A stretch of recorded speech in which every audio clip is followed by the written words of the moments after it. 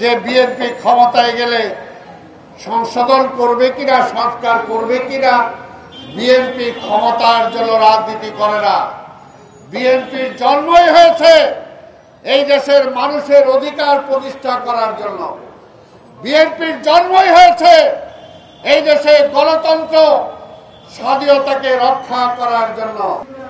আর জনগণ তো চায় যে জনগণের যে পরিবর্তন যেটা দরকার ইমিডিয়েট, সেই ইমিডিয়েট কাজগুলো তো কিছুই হয় নাই। উপরন্তু আমরা দেখতে পাচ্ছি পরাজিত ফ্যাসিবাদ আবার ফিরে আসার জন্য চেষ্টা করছে। অনেকে পরাজিত ফ্যাসিবাদের কথা ইনিয়ে বিনিয়ে বলার জন্য চেষ্টা করছেন। অনেকে অংশগ্রহণমূলক নির্বাচনের কথা বলে ইনডাইরেক্টলি সেই পরাজিত ফ্যাসিবাদ কিভাবে নির্বাচনে আসতে পারে সেই কথাটাও বলে যাচ্ছে। তাই ভাইরা আমরা বলতে চাই, সময় অনেক চলে গিয়েছে। ইউনূস সাহেব, আপনি কি করবেন আর কি করবেন না সেটার জন্য আর এখন অপেক্ষা করার সময় নাই। আপনি অতি দ্রুত একটা নির্বাচনের শিডিউল অ্যানাউন্স করেন।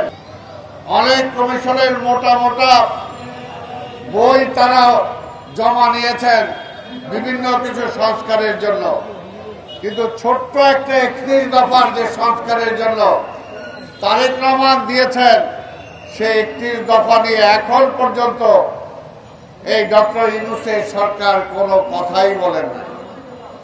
আমরা বলতে চাই, আমরা যে 31 দফা দিয়েছি এর বাইরে আর আপনি কি সংস্কার করবেন?